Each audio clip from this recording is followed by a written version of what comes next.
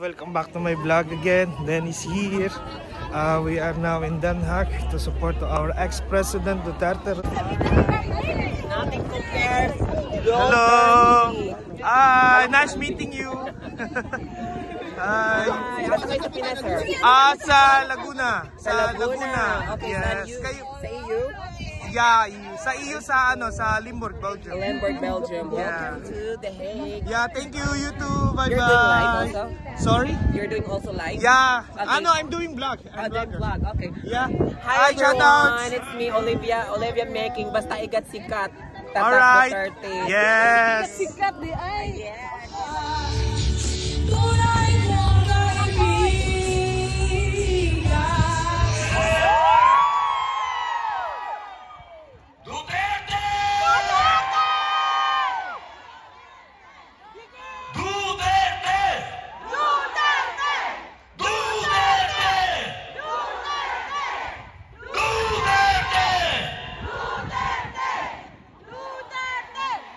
Napakasarap pong pakinggan. Kahit na iba-iba yung diction natin. Sino ang galing ng ibang lugar, hindi ng Netherlands? Wow! Lahat po kayo bumiyahe. Dito! Sino ang nagbayad ng biyahe nyo? Meron bang bayad dito? Ulitin nyo meron bang bayad dito? Wala! Yan! Hindi kami bayad! Hindi kami May bayad! pera kami! May pera kami! May pera kami! May pera kami! Ang sarap madinig ko na. Merong mapera kami. Merong may pera kami. Walang bayad dito. Lahat ito nagmamahal sa bansang Pilipinas. Alam nyo, mga mahal kong kababayan, nararamdaman ko ang nararamdaman ninyo dahil noong 2016, nung ako po ay nangampanya para kay Rodrigo Roa Duterte, sarili ko rin pong gastos. Ako po ay umikot dito, hindi lang po sa Europa, hanggang sa Middle East, Southeast Asia, nangampanya po ako, sarili kong pamasahe, sarili kong hotel. At nung nakaupo na po si Mayor, hindi po ako humingi ng posisyon. Wala po akong hininging kapalit. Ang ibinigay po sa akin ni Mayor ay pangalawang pagkakataon. Binigyan niya ako ng absolute pardon. Pangalawang buhay. Kaya nandito po ako. Nakalulungkot mang sabihin, pero marami po sa mga kaibigan namin ni Mayor, kakilala na lang. Napakabilis pong makalimot.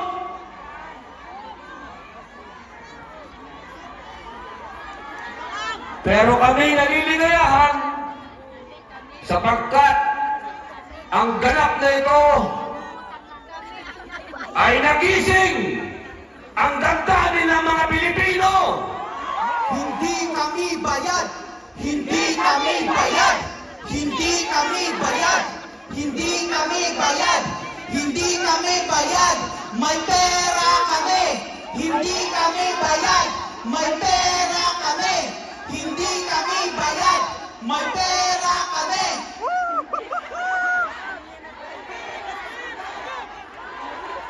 Bayang Pilipinas, naririnig mo ba sila? Hindi kami bayad! May pera kami! Hindi kami bayad! May pera kami! Hindi kami bayad! May pera kami! Yan!